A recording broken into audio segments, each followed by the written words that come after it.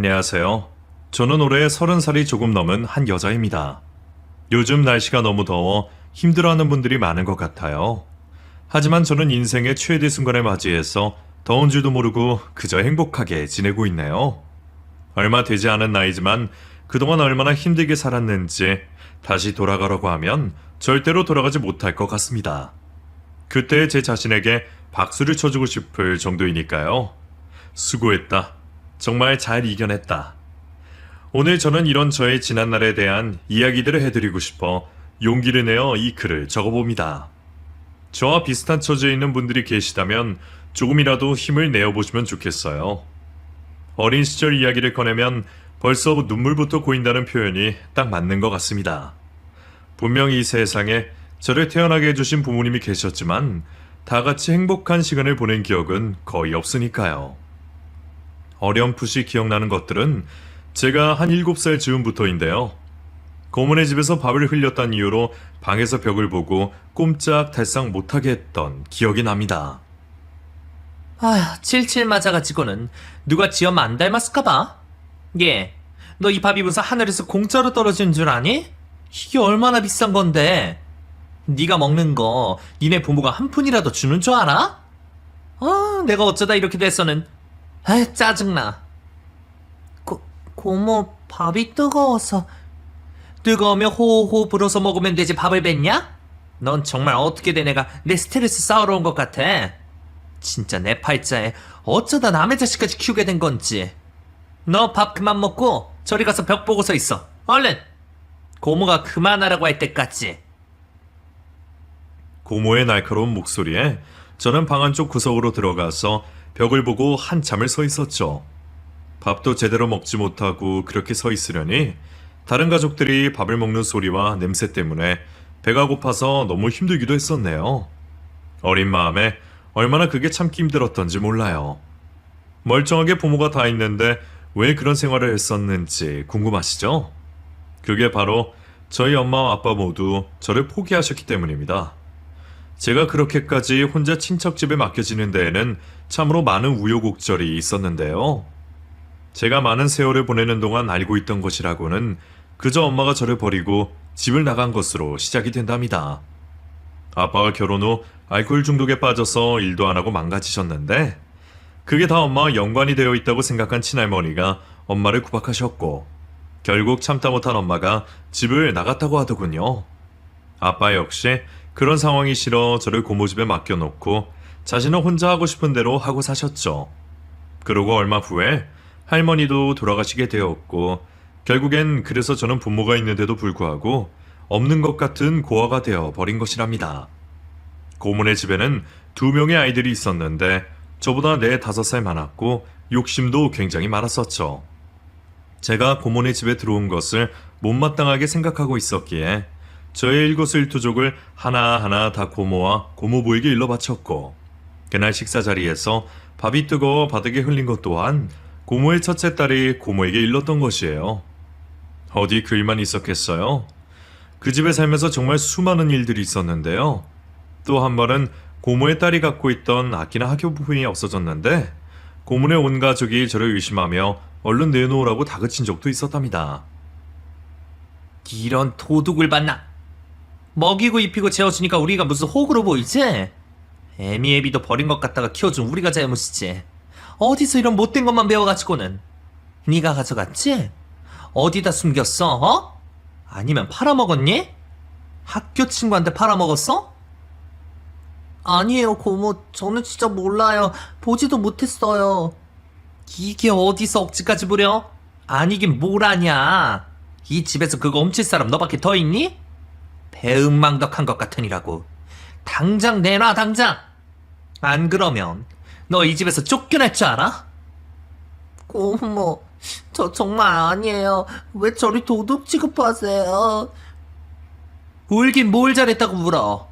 너 내일까지 다시 돌려놓지 않으면 진짜 쫓겨날 줄 알아. 밥만 축내는 식충이 같으니라고. 고모는 제게 참아하지 못할 말까지 서슴지 않고 하셨고 옆에서 한심하다는 표정으로 쳐다보는 고모부는 저를 당장에 다른 집에 보내버리라고 고모에게 말씀하셨죠. 아마 그때가 제가 초등학교 3, 4학년쯤 되었을 때였나 봐요.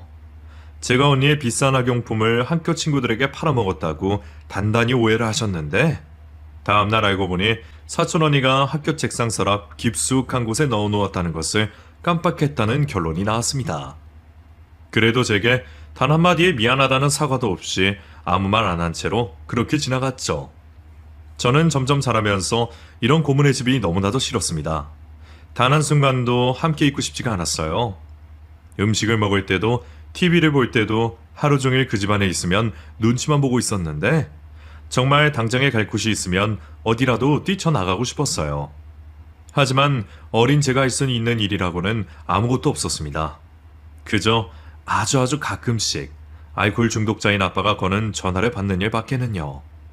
고모네 집에 그렇게 한 7년쯤 살았었는데 마지막에는 아빠가 고모네 집에 찾아와 고모와 고모부와 대판 싸우면서 고모 집에서 살던 생활은 끝이 났었어요. 아주 가끔씩 아빠가 고모네 집으로 전화를 걸었었는데 마침 그때 고모네 식구들이 저만 빼놓고 다 같이 외식을 하러 갔을 때였죠. 저는 그동안은 다른 사람들 눈치를 보느라 제대로 말도 못하고 있다가 그날은 아무도 없었기에 아빠에게 그동안의 일들을 얘기했었습니다. 아빠, 나 언제까지 여기 있어야 돼? 아빠는 왜 이렇게 하나밖에 없는 딸이 내버려 두는 거야? 나 정말 힘들어. 고모네 집에서 살기 싫다고. 아빠가 미안하다. 우리 딸, 지금은 아빠가 그럴 사정이? 아빠 언제까지 술만 마시고 딸은 내팽겨쳐 둘 거야? 내가 이 집에서 얼마나 많은 구박을 받으면서 사는 줄 알아? 아냐고. 나 정말 힘들어. 도둑 취급까지 받으면서 살고 있는 거 아빠가 알기나 해? 뭐? 도둑? 아니, 너를 그런 취급까지 한단 말이야? 정말이야? 왜 진작에 말을 안 했어? 왜 말을 안 했느냐고. 이런 못된. 기다려. 아빠가 갈게. 아빠, 제발 빨리 와. 빨리 와서 나 좀 데려가. 그렇게 전화를 끊고 나서 고모네 가족들이 돌아왔고 그 후로 2시간쯤 지났었을까? 한밤중에 누군가 현관문을 부서지도록 두드리기 시작했습니다. 그건 바로 아빠였어요. 정말 너무나 오랜만에 본 저희 아빠였죠. 술에 취해 비틀거리며 몸에서는 이상한 악취를 풍겼는데 마치 노숙자의 모습과도 같았습니다. 아빠는 혀가 꼬부라지며 자기 몸도 제대로 가누지 못한 채로 고모를 보자마자 뺨을 때렸고 그 모습을 본 고모부는 비틀거리는 아빠를 한 방에 바닥으로 쓰러지게 만들어버렸죠. 이런 배응망덕한 놈 같으니라고? 마누라 도망가고 신세불상해서 애까지 맡아 키워줬더니만 감히 네가 누나 뺨을 때려? 야 이놈아, 이참 무책임한 쓰레기 같은 놈아. 여태껏 애 먹으라고 쌀 한 톨 안 사준 놈이 이딴 식으로 할 수가 있어? 네 자식 당장 데려가, 당장! 사람이 그러는 거 아닙니다. 가족끼리 서로 돕고 살아야지. 어떻게 제 아이를 그렇게 할 수가 있어요? 이 아이가 무슨 죄예요? 무슨 죄? 도둑 취급이라고 사람 탈 쓰고 그러면 안 되죠. 뭐? 사람의 탈? 그러는 너는 사람의 탈을 쓰고 자기 딸한테 이래도 되는 거고? 이런 무식한 놈 같은 이라고. 당장에 네 딸 데리고 이 집에서 나가. 당장 나가. 나가자 우리 딸. 얼른 가자. 이런 더러운 집에 더 이상 있지 마. 얼른 가지 않고 뭐해. 얼른 나가자. 술에 취한 아빠는 당장에 짐을 싸서 나오라고 하셨고 저는 믿고 싶지 않은 외모로 했더라도 저의 아빠에게 무언가 대책이 있을 것이란 생각을 하고 아빠를 따라 나섰습니다. 하지만 현실은 녹록지 않았죠. 당장에 방을 잡을 돈도 없던 아빠는 그날 찜질방으로 저를 데려갔고 그곳에서 하루를 보낸 후 다음날 다시 저를 어떤 친척집으로 보내버렸어요. 아빠, 도대체 아빠는 뭐 하는 사람이야? 몇 년을 이러고 살고 있었어. 집 하나 없이. 일도 안 하고. 또 술. 맨날 술. 그렇게 술만 먹고 언제까지 이런 식으로 살 거야? 어떻게 아빠라는 사람이 하나뿐인 딸을 이렇게 할 수가 있어? 저게 아빠가 나중에 꼭 너를 찾으러 갈게. 미안하다. 못난 아빠를 용서해줘. 용서 못해. 아빠 정말 너무해. 엄마도 떠나보내고 이제는 딸까지 떠나보내고. 이럴 거면 나는 왜 나왔어? 엄마랑 결혼을 왜 했냐고. 나 엄마 보고 싶어. 차라리 엄마한테 보내줘. 엄마한테 갈래. 하진아, 이 애비가 할 말이 없다.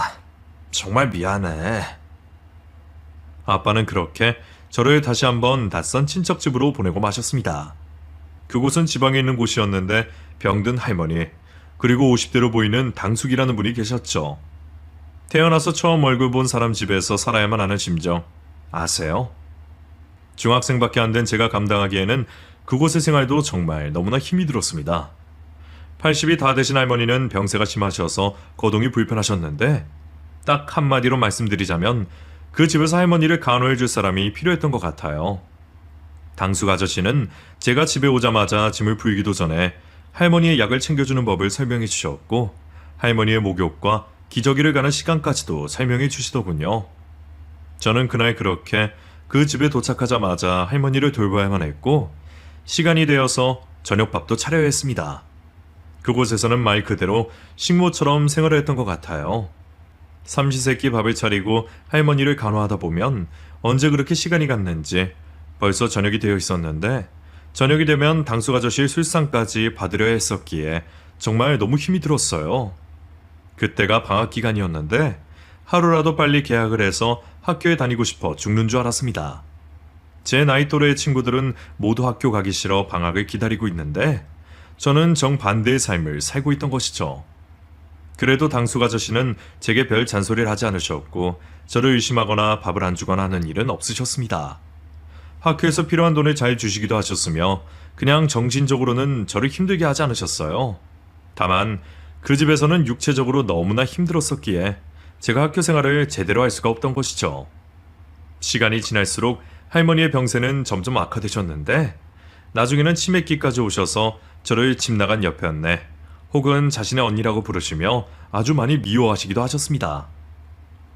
야, 이 못된 것. 니년이 감히 내 아들한테 그런 짓을 내?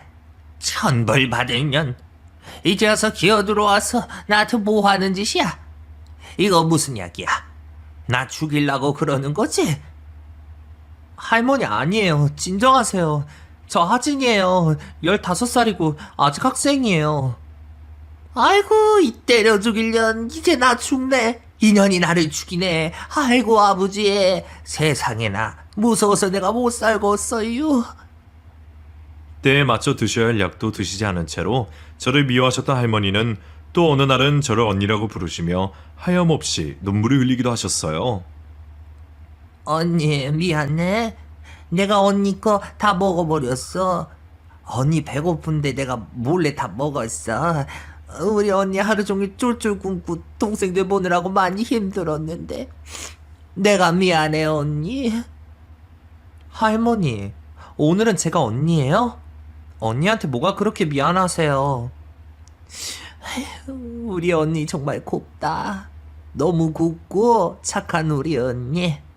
내가 어제 그거 먹어서 미안해. 앞으로는 꼭 언니 거 남겨놓을게. 괜찮아요. 다 드시고 얼른 기력 회복하시면 그걸로 저는 좋아요. 언니, 아이, 그러지 마. 난 미워하지 마. 나 아니야. 난 아니라고. 나 안 그랬어.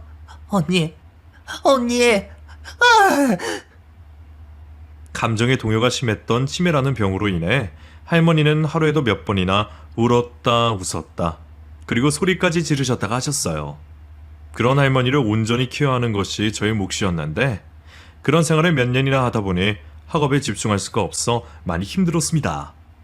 이게 도대체 무슨 삶인 것인지 아마도 편하게 부모 밑에서 자란 사람들은 상상도 하지 못할 것이에요. 저는 어린 시절부터 공부를 잘했었어요. 하지만 이렇게 번번이 여러 안 좋은 상황들 때문에 공부만을 집중할 수는 없었죠. 고모네 집에서 살 때에도 항상 고모네 자식들보다도 공부를 잘했던 탓에 질투를 많이 받았던 기억도 납니다. 딱히 학원도 학습지도 하지 않았음에도 조금만 공부하면 학원에 많이 다니던 사촌 언니 오빠보다 훨씬 성적이 좋았었죠. 공부 열심히 해서 좋은 대학교에 가서 성공을 한 후에 보란 듯이 잘 살 것이라는 생각을 하면서 할 때는 악착같이 공부했던 것 같아요. 하지만 그것도 중학교 때나 가능한 일이었지 고등학생이 된 후부터는 매일같이 공부하지 않으면 따라가기 쉽지가 않더라고요. 그때는 할머니의 병세가 너무 심하셨기 때문에 학교에 빠지는 날도 잦았고 저의 앞날에 대한 걱정 때문에 공부에 집중할 수가 없었습니다. 점점 성적이 뒤처지니 공부에 대한 관심사가 멀어졌고 할머니가 돌아가셨던 고등학교 2학년 말에 저는 학교를 그만두고 그 집에서도 나오게 되었죠. 더 이상 할머니를 간호하지 않으면 집에 사람이 필요 없다는 당숙 아저씨의 냉정한 말씀에 저는 하루라도 더 버틸 수가 없었습니다. 그저 온전히 요양사 대신에 저를 먹여주고 재워주신 것뿐이셨으니까요. 당장에 갈 곳이 없던 제게 돈 100만 원을 지어주셨던 당숙 아저씨와 그렇게 이별을 하고 취직 자리부터 알아봐야 했어요. 100만 원을 다 쓰기 전에 숙식이 제공되는 일자리를 구해야 했거든요. 다행히 운이 좋게도 일주일이 지나기 전에 숙식이 가능한 식당에서 일을 할 수가 있게 되었고 착한 사장님 덕분에 그곳에서 둥지를 틀었습니다. 가게 한쪽 구석에 있는 작은 방에 짐을 풀고 정말 열심히 일을 했어요. 작은 단칸방이라도 구하려면 수중에 돈 500만 원쯤은 빨리 모았어야 했거든요. 그래도 그때 제가 나쁜 길로 빠지지 않고 정당하게 돈을 벌었다는 것이 얼마나 다행인지 몰라요. 만약 술집같이 쉽고 빨리 많은 돈을 벌 수 있는 곳에 갔다면 제 인생은 나락으로 떨어졌을 테니까요. 부모의 소속도 모두 모른 채 저는 식당에서 숙식을 하며 일을 했는데 점점 공부가 하고 싶어지더라고요. 사장님 역시 저의 사정을 모두 들으신 후에 꼭 공부를 다시 해보라는 말씀도 해주셨습니다. 그때 사장님 딸이 대학생이었는데 일단 대학교만 입학하고 나면 과외도 하고 알바도 하고 또 학자금 대출이라는 것도 받아서 어떻게든 학교를 다닐 수가 있다고 하셨죠.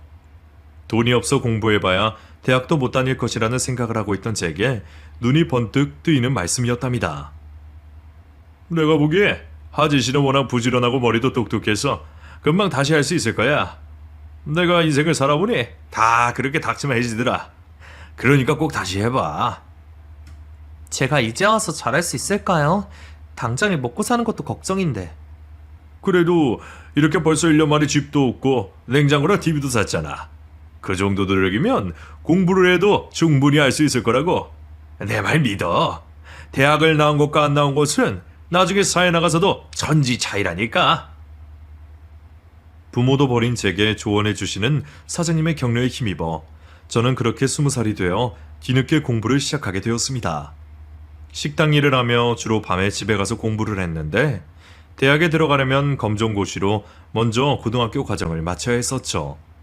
모두 버렸던 교과서를 구입했고 그렇게 차근차근 공부를 해나가기 시작했습니다. 이미 공부의 끈을 놓은 지 몇 년이나 되었는지라 뭐가 뭔지 하나도 몰랐지만 그래도 그렇게라도 다시 공부를 시작한 제 자신에게 너무 감사한 마음으로 하나씩 하나씩 준비를 했어요.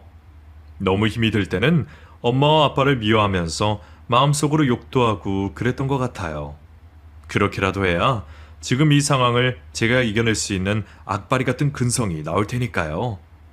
그리고 1년이 되지 않았을 때 검정고시로 고졸 자격증을 따게 되었고 그 후로 다시 대학 입학을 준비하게 되었습니다.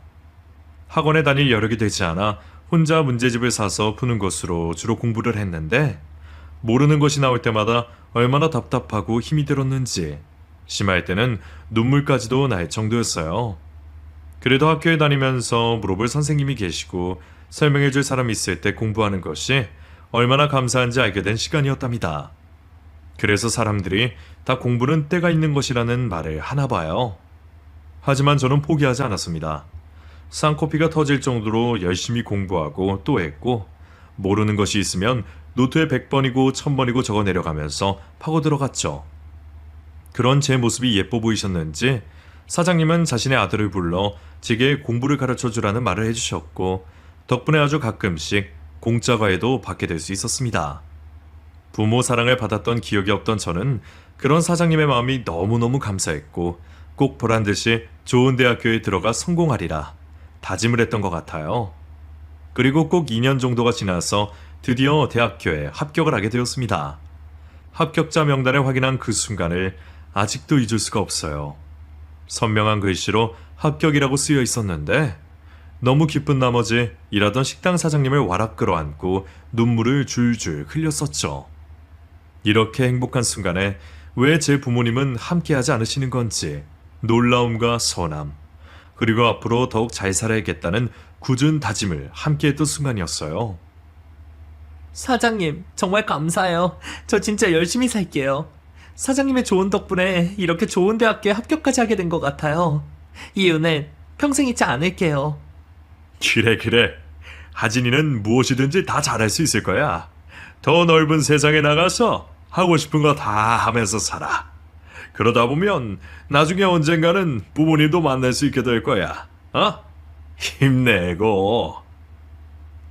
저는 그렇게 식당을 그만두고 학교 근처로 작은 방을 얻었어요. 이름만 대면 다들 알만한 명문대학에 입학한 그날, 다들 가족끼리 삼삼오오 모여 사진도 찍고 했지만 저는 혼자였고 학교 앞 식당에서 쓸쓸하게 된장찌개를 시켜 먹었습니다. 눈물이 너무 나와서 밥이 넘어가지 않았지만 저는 꾸역꾸역 입으로 밥을 넘겼어요. 어떻게든 잘 먹고 잘 버텨야 살아갈 수 있었으니까요. 여태까지 눈치 보며 친척집에서 버틴 것처럼 앞으로도 잘 버티자는 마음으로 이를 악물고 입학식을 보냈답니다. 막상 대학교 생활이 시작되면서부터는 저를 버릴 가족에 대해서 생각할 겨를도 없었던 것 같아요. 생활비에 학비까지 벌면서 학과 공부를 해야 했으니 하루 24시간이 모자라다고 해도 과언이 아닐 정도였죠. 남들은 부모님이 내주시는 등록금에 생활비까지 펑펑 쓰면서 여유로운 생활을 할 때에 저는 남들보다 2배는 더 일찍 일어나야 했고 시간을 아껴 써야만 했습니다. 아둥바둥 살고 있는 제 모습을 본 학과 선배가 제게 과외를 소개시켜 주더군요. 하진아, 지금 하는 카페 알바는 그만두고 차라리 과외를 해보자. 내가 소개시켜 줄게. 과외 몇 개만 잡아서 하면 시간도 여유롭게 쓸 수 있고 경제적으로도 훨씬 도움이 많이 될 거야. 원래 나보고 하란데 나 알잖냐. 이런 쪽에 관심 없는 거. 어머, 정말요? 저야 너무 감사하죠. 제가 아는 인맥도 없고 해서 과외를 해보고 싶어도 못했었는데. 너무 감사해요, 선배. 진짜 열심히 할게요. 그럼 그래야지. 이번에는 완전 부잣집에 학생 어머님도 너무 착하시다고 하더라고. 깐깐하지도 않으시고. 그러니까 잘만 하면 이 연관돼서 소개도 많이 들어올 거야. 여기 연락처 있으니까 얼른 연락해봐. 선배가 소개시켜준 덕분에 저는 난생 처음 과외라는 것을 시작해보게 되었습니다. 과외비도 다른 곳보다 조금 높았고 어머님도 좋으시다고 하니 이보다 더 좋은 기회는 없었죠. 버스를 타고 내려서 걸어 찾은 대저택에 도착하자마자 일하는 아주머니가 반갑게 맞이해 주셨어요. 처음 본 그 집은 정말 말 그대로 으리으리하다고 해야 할 것 같아요. 진짜 넓고 정돈이 잘 된 잔디마당에 2층으로 된 단독주택이었는데 바깥에서는 담장이 하도 높아 집 앞마당이 전혀 보이지도 않을 정도로 보안도 잘 되어 있더라고요. TV에서나 보던 집을 실제로 보니 우와 소리가 절로 나왔습니다. 막 고등학생이 된 아이, 그리고 고급스러운 소파에 조용히 앉아 계시던 아이 어머니를 뵈면서 정중하게 인사를 드렸어요. 안녕하세요. 소개받고 온 박하진이라고 해요. 오늘부터 아이와 열심히 수업을 해보겠습니다. 공손하게 인사를 한다고 했는데 어째 학생 어머니는 그런 저의 인사를 받아주지 않고 멍하니 저를 쳐다보고 계시더라고요. 제가 무슨 실수를 했나 싶어 어리둥절하며 조심스럽게 고개를 들어 학생 어머니를 쳐다봤는데 저를 보고 눈물을 흘리고 계시는 겁니다. 아, 제가 무슨 실수를 했나요? 왜 눈물을 흘리시는지. 하진아, 우리 하진이? 하진아. 네? 누구신지. 우리 하진이 많이 컸네. 정말 잘 자랐어. 저를 보고 눈물을 흘리며 제 이름을 다정하게 부르시는 학생 어머니를 보니 뭔가 이상하다는 것을 느낄 수가 있었습니다. 그리고 잠시 후 저는 그 어머니가 어디서 많이 낯이 익다는 생각을 지울 수가 없었죠. 저희 어디서 뵌 적이 있나요? 어디서 뵌 분 같은데 제가 기억이 잘. 할머니가 정말 잘 키워주셨구나. 우리 하진이. 저는 드디어 그분이 누구인지 생각이 났습니다. 그 사람은 바로 제 엄마였어요. 아빠가 갖고 있던 그 사진 속의 주인공인 바로 저희 엄마 말이에요. 할머니가 그렇게 버리려고 했던 사진 중에 하나를 아빠가 몰래 갖고 있었는데 그 여자가 바로 제 엄마였고 그 사람이 지금 제 눈앞에 서 있었습니다. 엄마? 엄마 맞아요? 그래 아진아, 내가 네 엄마야. 엄마라고. 엄마 진짜 엄마예요? 엄마. 우리 하진이 정말 잘 컸다. 매일 밤 꿈속에서 너를 만났는데 이렇게 진짜 만나게 될 줄이야. 지금 이게 무슨 상황인지 모르겠어요. 엄마라니, 이게 무슨, 진짜 엄마 맞아요? 엄마 저 알아보시겠어요? 엄마가 내 뱃속으로 낳은 딸을 못 알아보면 누가 알아보니? 우리 하진이 맞아. 내 딸 하진이가 맞다고. 못해도 15년은 헤어져 있었는데 핏줄이 나는 게 뭔지 저는 엄마란 사실을 알게 되자마자 엄마를 목 놓아 부르며 대성통곡을 했고 엄마와 저는 얼싸안고 그 자리에 주저앉아 한참을 울었습니다. 하진아, 엄마야. 우리가 이렇게 다시 만났어. 우리 정말 다시 만났어. 어떻게 이런 꿈 같은 일이 일어날 수가 있니? 나는 과외 선생님이 내 딸 이름이랑 똑같아서 그냥 그런 줄만 알았어. 어떻게 세상에 이런 일이 있을 수가? 엄마, 정말 엄마 맞지? 나 낳아준 우리 엄마 맞지? 엄마, 왜 나 버렸어? 왜 나 안 찾았어? 엄마 없이 내가 얼마나 힘들었는 줄 알아? 이제 더 이상 나 버리지 마. 나 엄마한테 꼭 붙어 있을 거야. 엄마. 얼마나 시간이 지났는지 잠시 후 눈물이 멈추고 정신을 차려보니 엄마의 아들은 멍하니 저희를 쳐다보고 있었습니다. 잠시 후 엄마는 눈물을 멈추고 아들에게 저를 소개시켜 주었죠. 민구가 인사해. 엄마가 얘기한 적 있지? 엄마 딸이야. 엄마가 민국이 만나기 전에 오래전에 낳은 엄마 딸. 조금은 민감한 부분이었지만 엄마는 저를 감추지 않고 있는 그대로 소개시켜 주시더라고요. 다행인 건 엄마의 아들 역시 아주 착하고 공손하게 제게 인사를 했습니다. 안녕하세요. 말씀 많이 들었어요. 어머니가 정말 많이 그리워하셨거든요. 어떻게 이렇게 우연히 있을 수가 있을까요? 아, 그래. 그러게, 이런 우연을 생각해 본 적도 없었는데. 고마워, 그렇게 얘기해줘서. 아니에요. 당연히 어머니 딸이면 제게 누나이신데요. 잘 오셨어요. 저보다도 나이가 한참이나 어린데 성숙하게 말을 하는 그 아이의 모습에 정말 저희 엄마가 교육을 잘 시켰다는 생각이 들어 솔직히 질투가 나기도 했습니다. 저는 이 집 저 집으로 옮겨 다니면서 눈치만 보며 사랑도 못 받고 살았는데 이 아이는 대저택에 살면서 안정적으로 부모님의 사랑까지 받으며 잘 살았을 것이니까요. 질투도 나고 화도 나고 제 자신이 초라해지기까지도 하더라고요. 그런 저의 표정을 눈치채셨는지 엄마는 잠시 얘기를 좀 하자며 저를 데리고 2층에 있는 작은 방으로 자리를 옮기셨습니다. 그래, 할머니는 잘 계시지? 아빠는? 새엄마는? 할머니? 엄마, 할머니 오래전에 돌아가셨어. 나 7살 때 고모네 집 갈 때 그때. 뭐? 할머니가 돌아가셔? 그게 정말이야? 그럼 니네 아빠랑 새엄마는? 엄마, 그게 무슨 말이야. 아빠는 그 후로 집 나가서 들어오지도 않고 나 내팽개쳐주고 술만 마시고 다녔어. 새엄마는 무슨 새엄마. 엄마 도대체 무슨 소리라는 거야. 아니 하진아, 지금 그게 무슨 소리야. 엄마는 도대체 이해가 안 되는데. 괜찮아, 지난 일이니까 엄마한테 거짓말 안 해도 돼. 엄마 다 이해해. 솔직하게 말해봐. 어? 엄마, 나 정말 힘들게 살았어. 할머니 돌아가시고 아빠 집 나가고 나 고모네 집에서 도둑 취급받으면서 눈치밥 먹고 살다가 먼치적 당숙 아저씨네 가서 그 집 할머니 똥오줌 기저귀 갈면서 그렇게 살았다고. 엄마, 왜 나 버리고 간 거야? 어? 엄마, 왜 날 그렇게 버려두고 나갔어? 그게 무슨 소리야? 엄마는 그게 아니라 너를 잘 키우기 위해서, 너를 지키기 위해서 그래서 나갔던 거야. 할머니가 하도 그걸 원하셔서.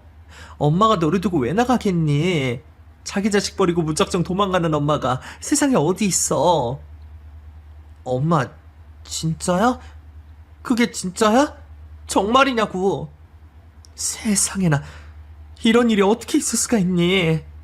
할머니가 엄마 때문에 아빠가 저렇게 됐다고 하면서 부잣집에 능력도 좋은 여자 구해놨다고, 너 잘 키워준다고 하도 그래서 엄마는 거의 쫓겨나다시피 했는데, 널 두고 나오면서 엄마가 얼마나 피눈물을 흘린 줄 알아? 엄마는 제가 상상도 하지 못할 이야기를 꺼내기 시작하셨습니다. 저는 그동안 힘들게 살면서 엄마가 저를 버렸다고만 생각했지 단 한 번도 다른 이유에 대해서는 생각해 본 적도 없었거든요. 어린 시절을 그렇게 눈치 보며 비참하게 지내면서 얼마나 오빠와 아빠를 원망했는지 몰라요. 엄마, 난 정말 몰랐어. 엄마가 나를 버린 줄로만 알았다고. 나 엄마 얼마나 원망하면서 지냈는 줄 알아? 왜 이런 지옥 같은 곳에 날 버려두나 싶었다고. 하진아, 아니야. 엄마가 오죽하면 그랬겠어.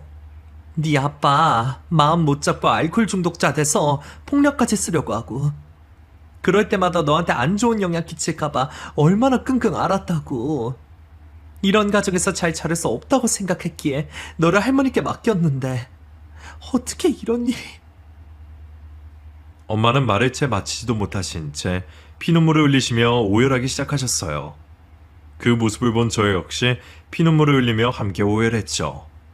어디서 그런 눈물이 계속해서 흘러나오는지 평생 살면서 나온 눈물은 그때 다 쏟았던 것 같아요. 엄마는 한참을 오열하신 후 이어서 말씀을 해주셨어요. 할머니는 자기 아들밖에 모르는 사람이야. 그런 아들이 알코올 중독자가 돼서 방황을 하니까 어디 점을 보러 다니기 시작하고 이상한 믿음을 가졌는데, 그때마다 이 엄마가 집안에서 나가야 해결이 된다고 했었나 봐.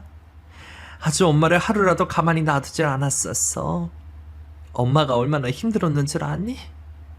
엄마는 어떻게든 너를 잘 키워야겠다는 마음에 너를 할머니께 맡긴 거야.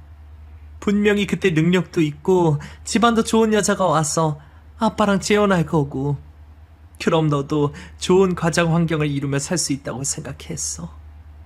할머니가 그렇게 돌아가실 거라고는 상상도 못했어. 몇 번이나 아빠한테 연락을 했지만 연락도 안 됐고, 네 고모한테도 연락해봐도 평생 연락도 하지 말고 살라고 하기만 하고. 엄마가 미안하다.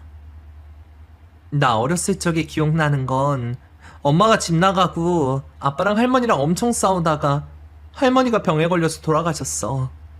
아빠는 이미 집을 나간 상태였고, 그래서 나는 고모 집에 들어가게 된 거고, 엄마가 말한 새엄마란 사람은 단 한 번도 본 적도 없는 것 같아. 엄마가 미안하다. 이건 다 엄마 잘못이야. 엄마가 너를 두고 나오는 게 아닌데. 엄마는 땅이 꺼져라 한숨을 쉬시면서 지난날에 대한 이야기를 계속 들려주셨습니다. 그렇게 쫓겨나다시피 집을 나와서 나쁜 생각까지도 했는데 사람 목숨이 참 질기더라. 어떻게든 사라지더라고. 먹고 살아 애끼에 일자리를 구하다가 남의 집 식모살이를 시작하다가 이 집까지 들어오게 됐어. 그리고 또 어찌어찌 하다가 이렇게 함께 살게 된 거고. 엄마는 그럼 재혼한 거야? 다른 아저씨랑 같이 결혼해서 아가 그 아이 낳은 거야? 그게 말이야, 엄마는 이 집에서 식모로 있다가 아이가 하도 딱해서 봐주면서 살다 보니 이렇게 된 거야. 이 아이는 이 집 사장님과 인연이 있는 아이인데 아이 부모가 다 죽고 돌보아야 할 일을 돌볼 사람이 없었거든. 어린아이가 어찌나 나를 엄마 하면서 따르고 안기던지. 마침 나도 너를 두고 나온 가슴 아픈 마음에 이 아이를 챙겨주다 보니까 이렇게 됐네. 그래서 정식으로 혼인신고를 하고 이 아이를 입양한 거고. 그럼 엄마 아이가 아닌 거네. 그런 거지? 나 아까 얼마나 비참하고 부러웠다고. 엄마가 이 아이 낳았을까봐 걱정했단 말이야. 난 이렇게 버려져서 비참하게 자랐는데 엄마는 다른 아이 낳아서 살고 있는 거 생각하니까 너무너무 싫었어. 아니야, 하진아. 엄마가 이 집에서 살고는 있지만 엄마는 단 한순간도 너를 잊어본 적이 없어. 그래서 아이는 절대 낳지 않는다는 말씀도 드렸고. 하진아, 엄마 많이 미웠지? 엄마 많이 원망했지? 미안해, 하진아. 엄마가 많이 미안해. 엄마는 지난날 집을 나와 살아왔던 이야기들을 해주셨습니다. 제가 살면서 원망하고 미워했던 엄마의 모습은 온데간데 없었고 그저 저를 너무나 사랑하고 아꼈던 엄마의 모습만이 남아있었어요. 제가 그동안 오해를 하고 미워했던 시간들이 죄송하게 느껴질 정도였습니다. 한참을 이야기하고 난 후 저는 그 집에서 맛있는 저녁을 먹게 되었어요. 엄마가 차려주신 따뜻한 음식은 제가 살면서 먹었던 음식 중에 가장 맛있었습니다. 그토록 꿈에만 그리던 엄마가 차려준 밥을 먹다니요. 이 집에 과일을 하러 오게 된 일이 아마도 하늘에서 내려준 운명이었나 봅니다. 그리고 잠시 후 그 집의 주인이신 엄마의 남편분이 집에 오셨어요.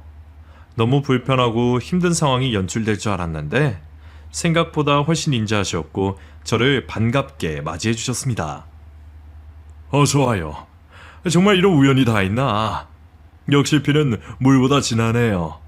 만나게 될 사람들은 다 이렇게 반드시 만나게 되네요. 네, 안녕하세요. 반갑게 맞이해주셔서 저도 너무 감사해요. 이 사람이 많이 얘기했어요.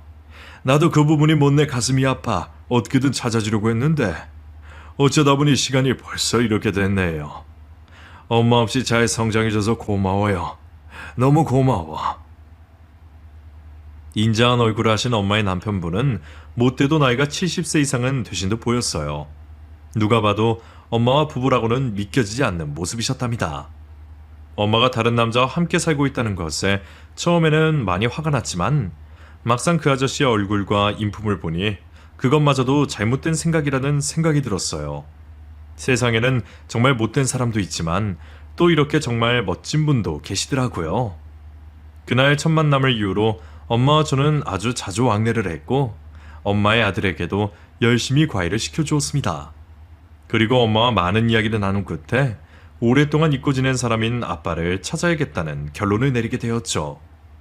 엄마는 오래전부터 아빠와 할머니를 원망하며 살았는데 이제는 그런 마음보다는 아빠의 건강이 걱정된다고 하셨어요. 그래도 아빠는 한평생 다른 여자 없이 엄마만 그리워하며 사신 분인 걸 저를 통해 알게 되셨거든요. 엄마와 저는 온갖 수단과 방법을 가리지 않고 아빠를 찾는 것에 집중을 했고 그 끝에 결국 아빠를 찾을 수 있었습니다. 아빠는 노숙 생활을 하다가 쉼터에서 생활을 하고 계신 상태였는데 알코올로 인해서 단기 기억 상실증까지도 걸린 아주 안 좋은 상황이셨죠. 엄마와 저를 봤는데도 처음에는 잘 못 알아보시고 고개를 절레절레 흔드셨는데 육체와 정신이 모두 너무 망가지신 상태였습니다. 엄마는 그런 아빠를 따뜻한 동정심으로 안아주셨고 저는 엄마 아빠를 모두 끌어안으며 저희는 진정으로 한 가족이 되었어요. 이 순간을 얼마나 꿈꿔왔는지 몰라요. 이 못된 사람아. 그렇게 나를 내쫓는 동안 당신은 뭘 하고 있었어? 왜 그렇게 사람이 못났어? 이 꼴이 되도록 연락 한 번 안 하고. 내가 얼마나 당신을 원망하면서 살았는 줄 알아? 당신이 이렇게 살고 있으면 내가 당신 더 이상 미워하지도 못하잖아. 이 못난 사람. 정말 세상천지 못난 사람. 당신이야? 당신 맞아? 하순이 엄마, 당신 맞는 거야? 나 어떻게 찾았어? 여긴 어떻게 온 거야? 우리 하진이도 만났구나. 여보, 미안해. 당신한테 면목이 없어서 나 단 한 번도 연락도 못했어. 내가 못났어. 그래서 다 이렇게 된 거야. 당신도 하진이도 그리고 우리 엄마도. 나 이 세상 살 자격도 없는 놈이야. 그렇게 못난 짓 했으면 앞으로 다 갚으면서 살아. 나한테도 하진이한테도 잘하면서 살라고. 사람 구실하면서. 미안하다 정말. 정말 미안해. 내가 정말 뭐라 할 말이 없다. 아빠와 엄마 그리고 저는 아주 오랜만에 한자리에 모여 이런저런 얘기를 나누었고 비로소 진정한 가족의 모습이었습니다. 정말 그때 얼마나 행복한지 이 세상에 더 바랄 것이 없다고 느껴질 정도였어요. 엄마는 아빠를 위해 여러 가지 치료 프로그램을 알아봐 주셨고 물심양면으로 지원해 주셨습니다. 그리고 아빠는 피나는 노력을 하시며 점차 좋아지게 되셨죠. 이제라도 사람 구실을 하게 만들어준 엄마에 대한 고마움이 크신 아빠는 작은 일을 시작하셔서 엄마에게 따뜻한 목도리도 선물해 주셨는데 그 모습이 정말 보기 좋더라고요. 그렇게 저희는 잃어버린 시간을 대신하듯 몇 년을 즐겁게 보냈고 몇 년 후에는 엄마의 새로운 남편분께서 몹쓸병에 걸려 세상을 먼저 떠나게 되셨습니다. 엄마의 새 아들은 제가 열심히 과외를 시켜준 덕분인지 좋은 대학교에 합격을 하게 되었고 졸업을 하자마자 미국으로 유학까지 가게 되었죠. 저도 그동안 학교를 마치고 어엿한 직장인이 되어 남자친구까지 생겼어요. 몇 년을 혼자 지낸 엄마는 저와 아빠를 만난 자리에서 조심스레 아빠에게 먼저 손길을 내미셨어요. 하진이 아빠, 앞으로 몇 년을 살지도 모르는데 우리 남은 인생 하진이를 위해서 가족이 되어보는 거 어때요? 이번에는 내가 먼저 프로포즈하네요. 정말이야? 당신 정말 그렇게 해줄 거야? 나는 당신만 그래준다면 너무 감사하지. 나 단 한순간도 당신 말고 다른 여자 생각해 본 적도 없어. 그 옛날 우리 엄마가 했던 얘기도 다 그 나쁜 무당이 하는 말 듣고 그런 거라고. 난 정말 하진이한테 새엄마를 만들어줄 생각은 꿈에도 없었다고. 오해하지 마, 어? 당신도 그 얘기예요? 알았다니까. 몇 번째 하는 거예요. 다 알아요. 알았으니 이제 그만해도 돼요. 알았죠? 그러니까 나랑 하진이랑 셋이 같이 살 거예요, 말 거예요? 아휴, 나야 언제든지 환영이지. 너무 고마워. 평생 감사해. 정말 나 잘할게. 나 진짜 여태껏 못한 거 다 할게. 너무 고마워, 자기야. 그리고 우리 하진아, 너무 고마워. 못난 애비, 이제라도 노력할게. 엄마와 저, 그리고 아빠까지 저희는 드디어 하나가 되었습니다. 이게 꿈인지 생시인지 다리를 아무리 꼬집어 보아도 아픈 것이 분명 생시였죠. 엄마는 그 대저택을 정리하시고 새로운 집을 꾸려 저희 가족을 부르셨고 저희는 몇십 년 만에 한 집에서 오손도손 살 수 있게 되었죠. 다행히도 엄마의 아들은 저희 가족이 다시 하나가 된 것을 진심으로 응원해 주었고 지금도 누나와 동생으로 아주 잘 지내고 있습니다. 역시 사람은 미국물을 먹어야 하는 건지 사고방식이 오픈 마인드라 무엇이든 편하게 말을 할 수 있어서 정말 좋은 것 같아요. 저는 이제 더 이상 바랄 것이 없어요. 그저 이렇게 엄마, 아빠, 그리고 새로 생긴 남동생과 함께 살아가는 것이 가장 큰 행복이라고 생각합니다.